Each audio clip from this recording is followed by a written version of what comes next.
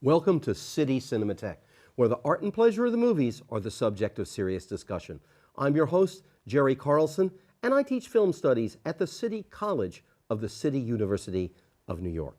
Today, we're presenting the 1949 British classic, The Third Man, directed by Carol Reed, written by Graham Greene, and starring Joseph Cotten and Orson Welles.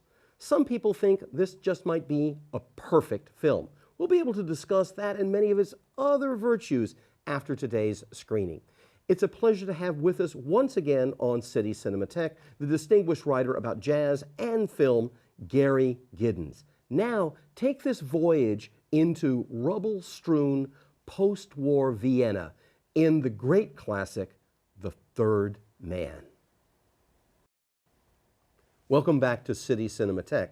I'm sure you'd rather hear more of that music than hear my voice, but this is the way the mop flops. We're here. And we've just seen an extraordinary film, as I said in the introduction, a film that some people think is maybe the perfect film of its genre. Certainly it's a grand classic. Well, there's a lot to talk about this film. We can't cover it all in 30 minutes, but we'll give it our best effort. And with that effort, today I have returning to City Cinematheque, a longtime friend of the series, Gary Giddins. Many people know Gary for his 40 years of writing on jazz and on the movies. Recently, he had a number of his pieces on film collected in Warning, Shadows, Home Alone with Classic Cinema from W.W. Norton. And in paperback, as they say. In recent years, we've had the privilege of having Gary here at the City University of New York, where he's the director of the Leo Levy Center. Leon, I knew that. That was just a test. It's the Leon Levy Center for Biography. Welcome back, Gary. Thank you, Jerry. It's great to be here. So since one of the avatars of Gary Giddins is as a music critic, let's just start. Let's just enter the film with the music. What is this music? It's famous now, but what does it contribute to the film, and what's the story behind it? I would rate it as one of the greatest film scores ever, because it's how many movies are that when you sometimes play the film actually because you just want to hear that music. It's played entirely on the zither by a man named Anton Karas, who after the film, because the Third Man theme was released as a single and it was a hit internationally. And he became a fabled figure in Austria. When I went to Vienna in the early 1980s to cover a concert, and I saw the Ferris wheel and I saw the Sockers and the Cafe Mozart, I went into the record stores. LPs were still the thing. And my God, the posters for Karas, a big bin of Karas. Every single Karas record, though, that I could see, and I must have gone through 20, 25, all have a different version of The Third Man. I mean, there's one thing to perform it every night, but that's all you record. Anyway, the covers are hilarious because none of them have photographs of The Third Man. They're all pictures of life in Salzburg or Vienna or country houses in Austria. And as he kept recording it, he would rearrange it for clarinet, violin, accordion. But the best version is the one in the film. Absolutely. Because it's bare, it's just the zither. Let's begin with the credits. Okay. The theme is so counterintuitive, and I just love watching the strings reverberating as the fingers are off screen playing the thing. And it just, you just have to get into the feeling, which I think comes rather rapidly, that even though this is a film about a dark period, there's a lot of comedy in it, but it's basically a dark vision of post-war Vienna, and the music is like something from a carnival. It has a perversely happy, jolly quality, except for the Cafe Mozart theme, which is sort of dark and dreamy. Right, absolutely. But I think you bring up this very good point of the part of the richness of the film actually, is in almost this counterpoint. I mean, when the Welles character shows up very late in the film, and he's been associated with the theme, and we see him up there amid these ruins. I mean, one can imagine an alternative score that turns him into the darkest of all possible figures. I mean, I'm thinking of like the score that Coppola used in Dracula. Yeah. You know, because it has so much of this is imbued with an expressionist feel. But then we have this jolly music about this killer that we know at that point. The word that occurs to me is jaunty, because Okay. when Harry Lime first comes down, he's very happy to see Holly, and you know, of course we'll talk, old man. So the jauntiness of the music matches, in a sense, the performance of Wells. But there's also tremendous wit throughout the film and in every respect. But I think this is Carol Reed's touch.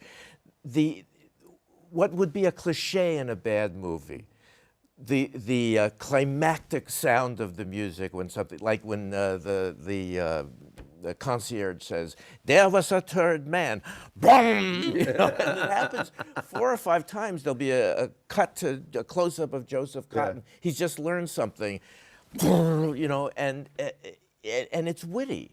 Absolutely. You never feel like, oh, that is so corny, the way it would be. Well, and that's probably in the 30s Max Steiner score. Exactly, and that, I think now you've made the point. That's the zither versus the entire MGM or Warner Brothers or whoever's NBC orchestra, because the zither and the timbre of the zither brings that particular wit that you're talking about to the film. Now the wit extends also. We're going to get to the main characters, etc. But the wit in the film extends to like every corner of characterization in the film. What do you see as some of the pleasures of discovery about this film as we're looking at characters through multiple screenings? Well, some of the humor in it, the wit, is, it seems, the first time you look at it, it may seem almost gratuitous, but the first time Joseph Cotten is walking down the street where Harry Lime lived, right, he deliberately, or no, obliviously walks right underneath a ladder, a huge ladder that's leaning against the wall. When you see it in a theater, audiences always crack up at that image. Yeah. The characterization, one of the best in the film, and that's saying a lot, is Bernard Lee's Sergeant.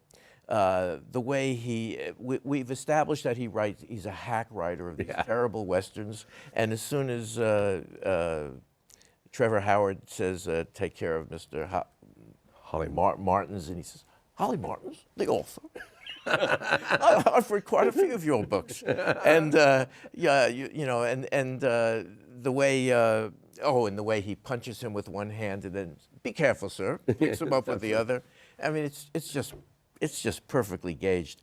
When we see Kurtz for the first time, he's walking around with the book. Almost, it looks like one of those chauffeurs at an airport, Absolutely. Carlson. He's holding the Oklahoma Kid, right. A preposterous cover, which is actually quite typical of those kinds of books. Yeah. A master of suspense, he says. A master of the way you keep the suspense. And the close-ups of him, the way his eyes crinkle up, the way that you always know what everybody's thinking, even though they're always saying the opposite thing. There's humor in, all of the evil characters, but my favorite, I think, is the first time we see Dr. Winkle peering through the glass, and we look around and we see, oh, that's where all that illicit money is going. Exactly. He lives in an antique shop, practically. And, and the wonderful thing about when he says, "Tell him I'm a friend of Harry Lime," and there's a close-up of the knife and the goose, and he just puts the knife down very ominously. And then the funny line is, Joseph Cotten cannot remember the pronunciation, and he keeps calling, "But tell me, Dr. Winkle." Winkle.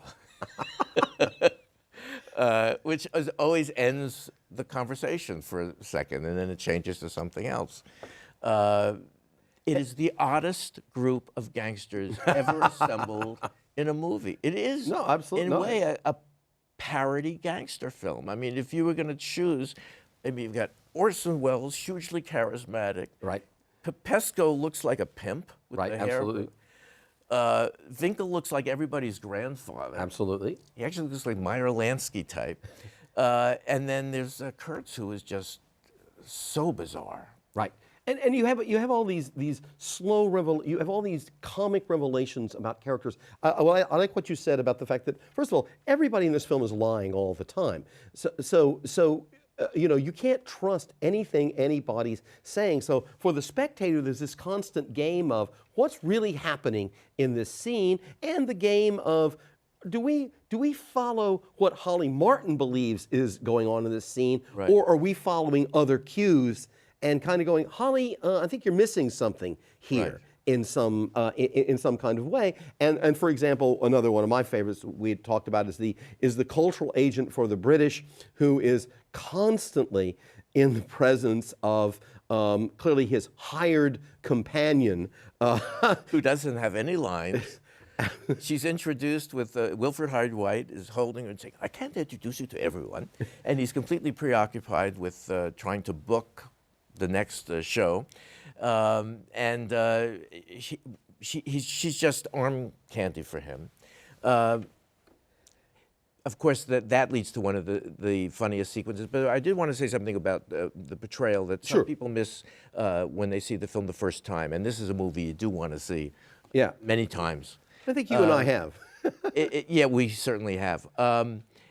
There is the scene where Popescu, Winkel, and Kurtz are called to a meeting on the bridge. Yes, correct. Now, we don't know it yet, but clearly it's to meet Harry Lime, right, who's the taller figure, and we can't see him. It's all the way in the distance. It's framed so we cannot identify who it is. And the very next shot, he comes back to the hotel, is the cab driver waiting for him, who looks like a mobster. Absolutely. And if there's that hilarious scene where he says, "Can you get me a driver?" He's waiting for you, and he gets in, and the guy pulls off. And I remember the very first time I saw this movie on TV when I was 10 or 11, I thought, "Wow, he's dead. He's dead." And of course, he's just a cab driver, and he takes him to the lecture. But then the two assassins come in, and they chase him down the rubble. And then, I didn't put it together until I'd seen the movie 2 or 3 times, but that was Lime organizing, killing his best friend. The story behind the story, and there's a line from it's a David Hare piece where somebody says, "Well, what happened?" He said, "Well, I thought I was the plot, but I discovered I was the subplot." Right. And there's a way in which Harry Lime has been in charge of this. I mean, he's been manipulating everything that's going on in the film, even though he physically doesn't appear. Right. Until, and that's an extraordinary feature of the film. I mean, you have a major, star and celebrity like Orson Welles, and you hold off having him appear in the film with even, the suggestion that, well, no, he's not going to be there. I mean, he's on the bill and that, and then it's well into the second half of the film where he physically appears, although... What a close-up, what an introduction. The only actor I know of who gets his first close-up is of his shoe. For quite some time, absolutely. The cat nuzzling against the shoe. And we've just been told that the cat only likes Harry. Well, it's so well put together. Well, and see, that's I think you bring up this superb point about the way in which Reed and Greene work together with all of these details, all of which it's a model of precision in and efficiency in screenwriting. So, for example, when they go to Harry's apartment. Holly hasn't really yet figured out the true intimacy of the relationship, and therefore the power of the relationship between Harry and the female character played by Alida Valli. But then she goes over and just opens, and she knows where the brush is to brush her hair. But there's something, again, very counterintuitive about where Harry lived. It is the most feminine room. The huge quilt, there's nothing masculine, there's nothing on the walls, it's all vanity tables and very fragile, delicate furniture. Yeah. Well, but that I'm going to take this out to a kind of much wider scope. This is one of the great films, I think, ever made set in ruins, in which everything is up for grabs because there has been something there, and we arrive in that place at a moment in which there has been massive destruction and there are fragments of what remained. And what's to be done with that? Are you going to be Winkel and Kurtz and assemble this archive of goods and antiques and roast goose in a place where people are nearly starving or on ration lines? Or how are you going to put all of these things together? And so this counterintuitive thing is everybody's trying to assemble and construct their identity while they're there. And that's, people show up in places you don't expect them to be in, or you have something that's charming but surrounded by devastation. Or another parallel of that is, you already mentioned it, is the play with names throughout. Calloway, not Callahan. I'm English, not Irish. I'm English, not Irish. No, or Holly to her. Stop calling me Harry. I'm Holly. But names are supposed to be designators. That's who you. And Anna, who's supposed to be a theatrical figure of some repute, she lives in the devastation. She lives in it's the exact opposite of the way we think of. Yeah, exactly. Except, of course, probably when she was at Harry's place in former times, which is why he invested his money in letting her make it as feminine as possible. But all of that is behind the curtain in this film, and we're put in this as a spectator. Part of the just glorious play of being a spectator here is being with Holly and seeing whether you can figure out, certainly in multiple viewings, whether you can figure out more of what's going on than Holly can in a particular situation. Let's talk about the opening narration. Yeah. This is Carol Reed actually recorded it. Although I guess Selznick, when they brought it to America, got rid of that and had Joseph Cotten, which makes no sense. It's a fascinating bit to me. And the only other place I can think of that's used quite like this is Madame Bovary, strangely enough, where it begins off, I remember the first time Charles came to class, and by the end of the paragraph, the narrator who remembers Charles has disappeared and everything is in the third person. Right. And here you have some guy looking back to tell you this anecdote. He says, I didn't know the Strauss, Vienna, I knew the era of the black market. I was going to tell you about this guy comes in. And what I find really valuable to us and to later generations is that you sort of assume that he's talking about something that happened quite some time ago. Right. But in fact, it happened right then. Right. Absolutely. The movie was made in 1949. It was released in 1950, I think. Yeah. So that's the era. Yeah. No. It's not 25 years later. No, it's maybe three tops. Yeah. Absolutely the case. So let's talk a little bit. We've talked about the ruins. We've talked about the characters. But let's go to the core of this. And you write very well about it. In your book, Gary. Let's talk about what this moral universe of post-war Vienna is, and what that means about our judgment of all the characters in this film. Including antagonist, protagonist, Holly Martins and Harry Lime. What kind of universe is this from your point of view? There's a moment when Joseph Cotten says, have you ever read a book of mine, The Lone Rider of Santa Fe? It's about a guy who goes after the sheriff. Right. I'm going after your guy. And Bernard Lee says, sounds anti-British. The movie really sounds anti-American. It's Graham Greene. And it's the first quiet American story that he tells. And after, we'd think this is right after the war. Right. We were the guys who came in and saved the world for democracy. And yet here is America represented by a completely immoral gangster, and by this sort of clueless, innocent American who seems to be harmless in many respects. Certainly sexually he's harmless, more so than he'd like to be. But he's not harmless at all. He's very dangerous. He is the ultimate in passive aggression. The more he talks about Harry, who starts off, he's drunk, he was the best friend I ever had, and Trevor Howard has that perfect line, it sounds like a dime store novel. Well, I write dime store novels. Indeed he does. But then as he talks about him throughout the movie, we realize that there's a lot of resentment, that Holly was the kind of kid who was very lonely. He had no friends.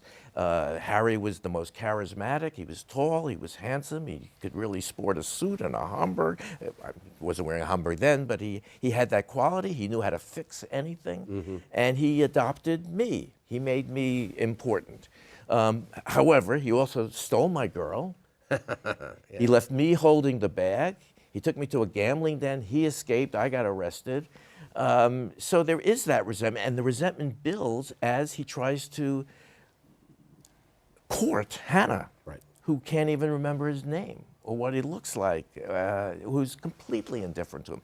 Also, that's very antithetical to the Hollywood movie of that period. If this was a Hollywood movie, they would end up walking off together. Well, let me talk about that just for a second, because you know, as scholars in a strange way quantitatively have demonstrated, one of the patterns of the Hollywood film is always to have a competent male protagonist who is performing a set of professional tasks and is intertwined with some form of usually heterosexual romance. And this film is an almost perfect critique of that, of that pattern. So take an innocent or incompetent protagonist who becomes much more stained morally as we follow him. He does not, he wants to be the sheriff, but by the end of this film, we're not thinking of him in that way at all. That may be his self-image, and of course,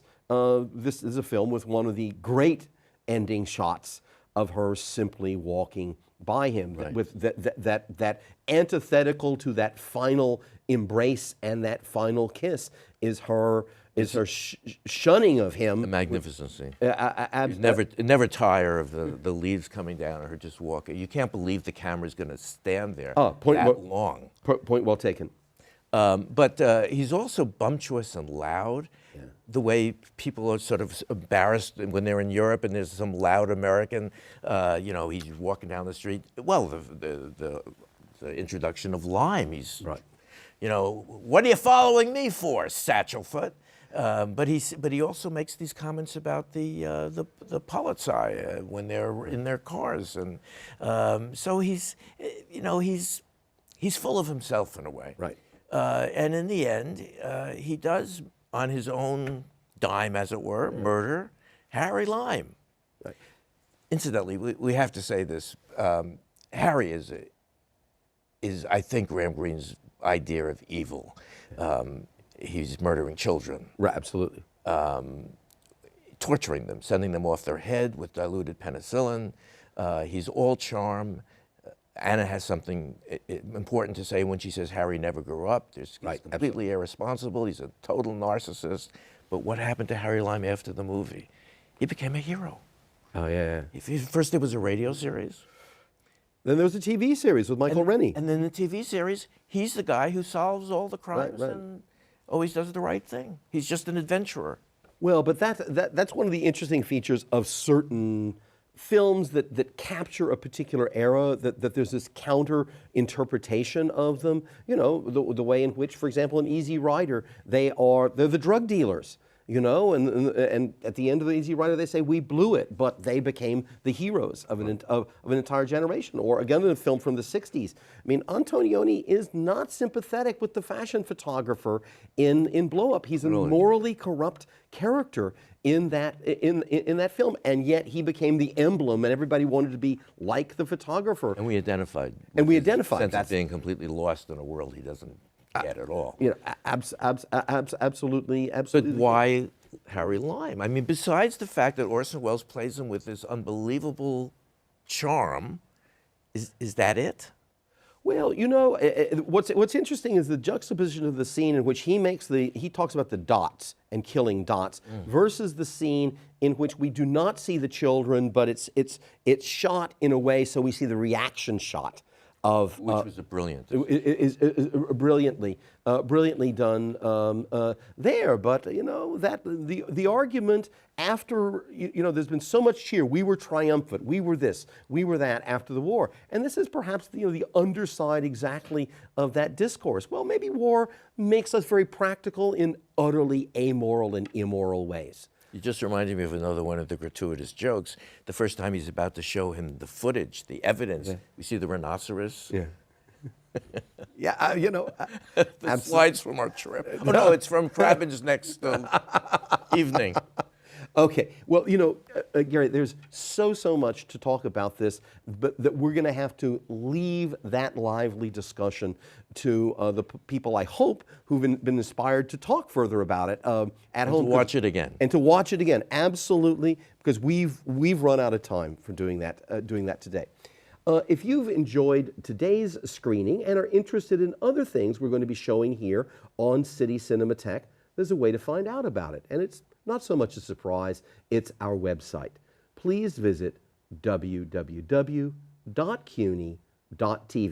There you'll find the schedule of City Cinematheque, you'll find information about other programming on CUNY TV, you'll find ways to subscribe to our e-list, and you'll find, if you wish, ways to communicate with us, again, not surprisingly, by email. And we do look forward to any comments you might have. So please visit www.cuny.tv.